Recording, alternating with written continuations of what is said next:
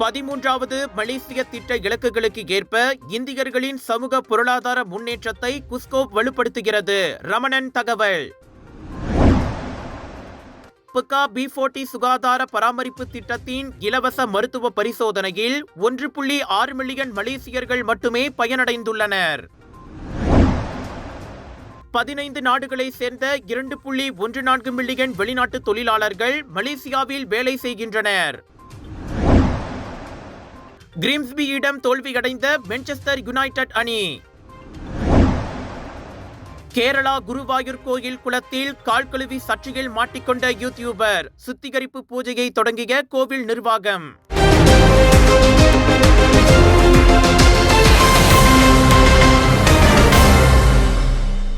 B40 தரப்பை சேர்ந்த 1.6 million மலேசியர்கள் மட்டுமே மே மாதம் வரை புக்கா சுகாதார பராமரிப்பு திட்டத்தின் மூலம் இலவச சுகாதார பரிசோதனைகளில் இருந்து பயனடைந்துள்ளனர்.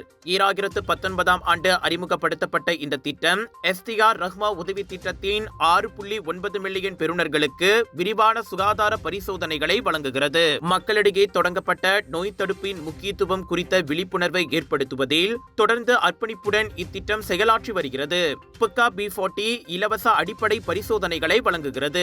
இதில் உடல் பரிசோதனை, ரத்தம் மற்றும் சிறுநீர் பரிசோதனைகள் மற்றும் ஒரு மருத்துவருடன் 2 ஆலோசனை அமர்வுகள் ஆகியவை அடங்கும் என புரோடெக் ஹெல்த் கார்ப்பரேஷனின் தர உறுதி துறையின் தலைவர் டாக்டர் முகமது அனீஸ் அப்துல் வஹாப் தெரிவித்தார். குறைந்த பயன்பாட்டு விகிதம், தடுப்பு கலாச்சாரம், நேர கட்டுப்பாடுகள், அன்றாட வேலைக்கு அளிக்கப்படும் முன்னுரிமை, சிகிச்சை செலவுகள் குறித்த கவலைகள் மற்றும் நோய்வாய்ப்பட்டிருப்பதை அறிவதை விட தெரியாமல் இருப்பது நல்லது என்ற கருத்து இன்னும் பெரும்பாலான மலேசியர்களால், குறிப்பாக குறைந்த வருமானம் பெறும் தரப்பினரிடம் இருந்து வருவதை அவர் சுட்டிக்காட்டினார். மலாக்கா மால் லோபோ ஐக்ரோ மலாக்காவில் 27 இருந்து 31 ஆகஸ்ட் வரை நம்ம GM இந்தியன்ஸ் பிரமாண்டமாக வழங்கும் Malacca global mega Deepavali expo wholesale விலையில் 80% வரையில் டிஸ்கவுண்ட். பெண்களுக்கான சாரி, குர்தா, குர்தீஸ், பஞ்சாபி சூட்ஸ், லெஹங்கா, ஆண்களுக்கான குர்தா, வேட்டி சட்டை, ஷெர்வானி என பாலிவுட் காலிவுட் லேட்டஸ்ட் டிசைன்ஸ். அது மட்டும் இல்லைங்க, வைரல் ஃபுட் ஃபெஸ்டிவலில் 100க்கும் அதிகமான ஃபுட் காத்திருக்கு. மலாக்கா மால் லோபோ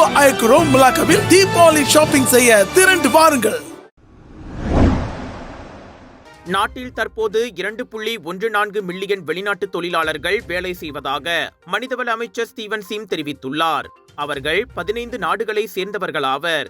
ஆக அதிகமாக வங்காளதேச தொழிலாளர்கள் 8,03,322 பேராக உள்ளனர். 5,43,514 பேருடன் இரண்டாவது இடத்தில் இந்தோனேசிய தொழிலாளர்களும், 3,32,712 பேருடன் நேபாள தொழிலாளர்கள் மூன்றாவது இடத்திலும் உள்ளனர். 1,73,630 பேருடன் மியன்மார் நாட்டவர்கள் 4வது இடத்திலும், 1,06,929 பேருடன் இந்திய தொழிலாளர்கள் 5ஆம் இடத்திலும் உள்ளனர். அடுத்தடுத்த இடங்களை முறையே பாகிஸ்தான், பிலிப்பீன்ஸ், தாய்லாந்து, வியட்நாம், இலங்கை தொழிலாளர்கள் வகிக்கின்றனர். கடைசி 5 இடங்களை கம்போடியா, சீனா, லாவோஸ், உஸ்பெகிஸ்தான், கசகஸ்தான் நாடுகளின் தொழிலாளர்கள் பிடித்துள்ளனர். இதில் உஸ்பெகிஸ்தான் தொழிலாளர்களின் எண்ணிக்கை 12, கசகஸ்தான் தொழிலாளர்களின் எண்ணிக்கை வெறும் 3 மட்டுமே என ஸ்டீவன் சீப் மக்களவையில் தெரிவித்தார்.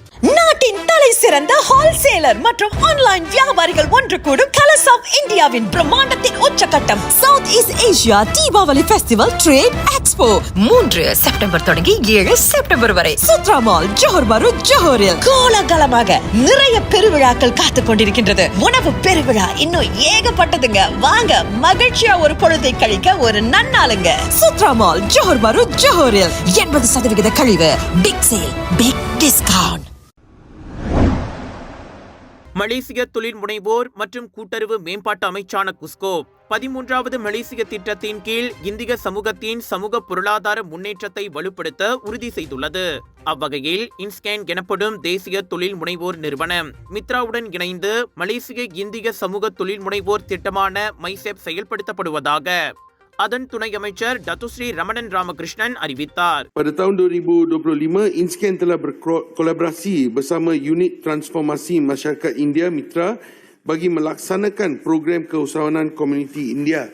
Program ini merangkumi penyediaan latihan dan bimbingan usahawan oleh Inscan, manakala pemberian grant disalurkan oleh mitra kepada peserta yang memenuhi syarat kelayakan dan telah menyempurnakan program latihan dan bimbingan. இந்த திட்டம் கட்டமைக்கப்பட்ட பயிற்சி, digital உருமாற்றம் மற்றும் மூலதன நிதி அணுகல் ஆகியவற்றில் கவனம் செலுத்துகிறது. இதன் கீழ் 450 பங்கேற்பாளர்கள் அடிப்படை தொழில் முனைவோர் மற்றும் தயாரிப்பு மேம்பாட்டு பாடநெறிகளை கற்றுக்கொண்டு வருகின்றனர். பயிற்சியை முடித்தவர்கள் 4 மாத தீவிர வணிக வழிகாட்டுதலையும் அதிகபட்சம் தலா 20,000 ரிங்கெட் வரை வணிக நிதி உதவியையும் பெறுவார்கள். கூடுதலாக தொழில் முனைவோர்களுக்கு இணைய விற்பனையை விரிவுபடுத்த துக்குன் நேஷனல் நிறுவனம் நவீன தொழில்நுட்பத்துடன் டிக்டாக் ஷாப் ஸ்டுடியோக்களை வழங்குகிறது. இத்திட்டங்கள் மலேசியா மடானி நோக்கத்துக்கு ஏற்ப போட்டித்திறனை மேம்படுத்தி சமூக முன்னேற்றத்தை விரைவுபடுத்தி வருவாய் இடைவெளியை குறைக்கும் என ரமணன் தெரிவித்தார். விலையோ மலிவு, செலவோ குறைவு, தரமோ உயர்வு, மனமோ நிறைவு. மக்களின் தேர்வு என்ரிகோஸ் முழு ஆடை சத்துள்ள பால்மாவு.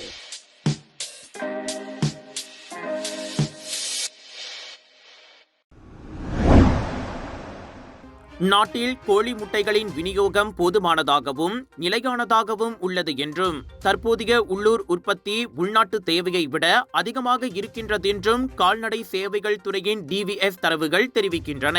வேளாண்மை மற்றும் உணவு பாதுகாப்பு அமைச்சு KPKM வெளியிட்ட அறிக்கையில் ஆகஸ்ட் 1 முதல் முட்டை மானியங்களில் செய்யப்பட்ட மறுசீரமைப்பை தொடர்ந்து உற்பத்தி நிலைமைக்கு ஏற்ப தொழில்துறை அவ்வப்போது திறந்த சந்தை விலைகளை மதிப்பாய்வு செய்து சரி செய்யும் என்றும் கூறப்பட்டுள்ளது. அதேவேளை கிரேட் A, B மற்றும் C முட்டைகளின் விநியோகம் நிலையாக உள்ளதையும் அவை பல்பொருள் அங்காடிகளில் எளிதில் கிடைக்கின்றன என்றும் சிறப்பு தர முட்டைகளும் நியாயமான அளவில் சந்தையில் உள்ளன என்றும் KPKM மேற்கொண்ட கணக்கெடுப்பில் தெரியவந்துள்ளது. மேலும் உள்நாட்டு வர்த்தகம் மற்றும் வாழ்க்கை செலவின அமைச்சு முட்டை விலைகளை கவனித்து வருவதாகவும் அதிக லாபம் ஈட்டும் முயற்சிகள் அல்லது செயற்கை விலை உயர்வுகள் கண்டறியப்பட்டால் நடைமுறையில் உள்ள சட்டங்களின் கீழ் கடுமையான நடவடிக்கை எடுக்கப்படும் என்றும் எச்சரித்துள்ளது.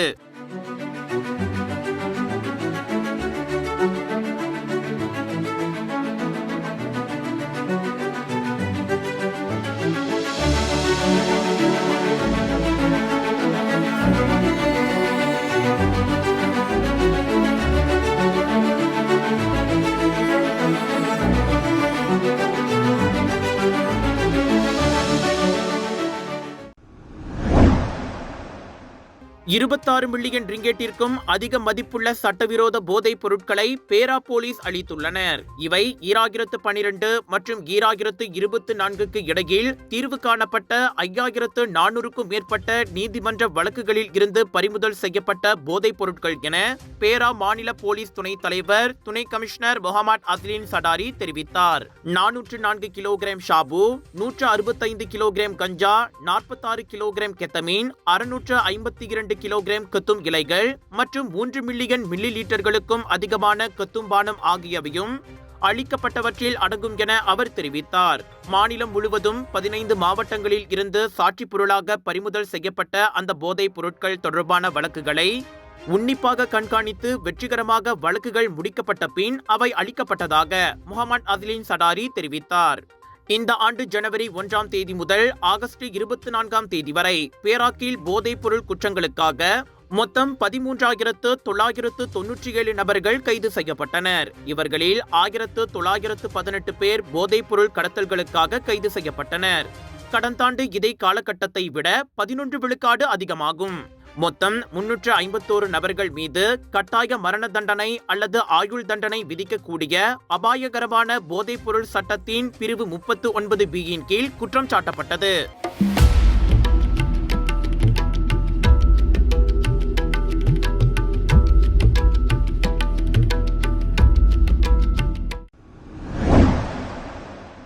வருகின்ற செப்டம்பர் 1 முதல் 7ஆம் தேதி வரை ஜோஹர் பாரு சூத்ராமோல் மண்டபத்தில் மலேசியாவின் முதல் நிலை இந்திய விற்பனை கண்காட்சி நிறுவனமான கலர்ஸ் ஆஃப் இந்தியா தென்கிழக்காசிய தீபாவளி கொண்டாட்டம் மற்றும் பிரம்மாண்ட வர்த்தக கண்காட்சி நிகழ்வினை ஏற்பாடு செய்துள்ளது.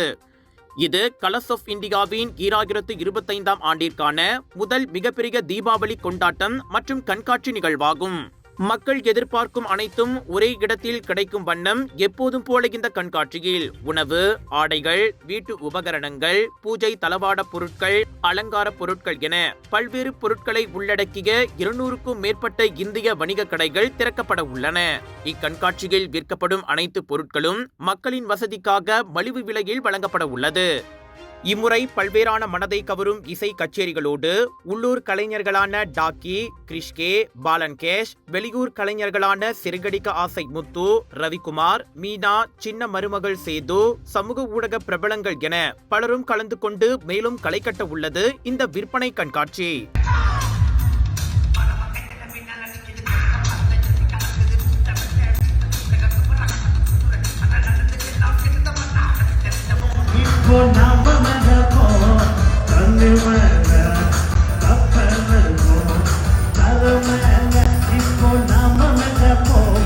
அவர்களோடு இந்த கண்காட்சியில் வணக்க மலேசியாவும் ஒரு அங்கமாக இடம்பெறுவதோடு ஜொஹூர் மக்களை நேரடியாக பார்க்க அங்கு களம் இறங்குகிறது.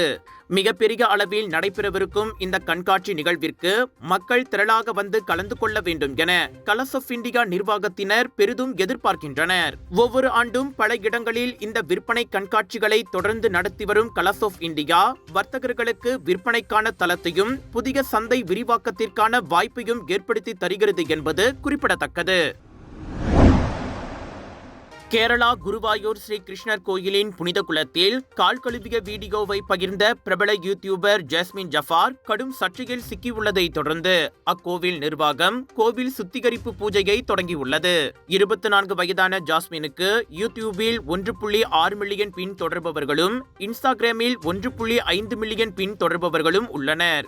இந்நிலையில் அவர் பதிவிட்ட வீடியோ வைரலானதை தொடர்ந்து பக்தர்கள் மற்றும் கோயில் அதிகாரிகள் கடும் எதிர்ப்பு தெரிவித்ததோடு குருவாயூர் தேவஸ்தானம் காவல் நிலையத்தில் புகாரும் அளிக்கப்பட்டது. தொடர்ந்து கடும் எதிர்ப்புகளுக்கு பின் ஜாஸ்மின் அந்த வீடியோவை நீக்கி மன்னிப்பு கேட்ட நிலையில் அவர் யாரையும் புண்படுத்தும் நோக்கத்தில் செயல்படவில்லை என்றும் தனது அறியாமையால் இத்தவறு ஏற்பட்டதென்றும் விளக்கமளித்தார். இதனிடையே கோயில் நிர்வாகம் ஆகஸ்ட் 26ஆம் தேதி முதல் அடுத்த 6 நாட்களுக்கு புண்ணியாகம், அதாவது கோவிலை சுத்தம் அல்லது சுத்திகரிப்பு செய்யும் சடங்கை தொடங்கியுள்ளது. கோவிட் ஊரடங்கின் போது சமூக ஊடகங்களில் புகழ்பெற்ற Jasmine Bigg Boss Malayalam season 6 நிகழ்ச்சியிலும் போட்டியாளராக பங்கேற்றவர் என்றும் அப்போது ஏற்பட்ட தனிப்பட்ட சர்ச்சைகள் காரணமாகவும் அவர் செய்திகளில் இடம் பிடித்திருந்தார் என்றும் உள்ளூர் ஊடகம் தெரிவித்தது. Sunshine Kids, the place where your kids shine, the fastest growing, award-winning, best preschool chain in the town. Welcome to our preschool, where learning meets fun. Our preschool provides a nurturing environment for young learners to thrive. www.sunshinekids.com.my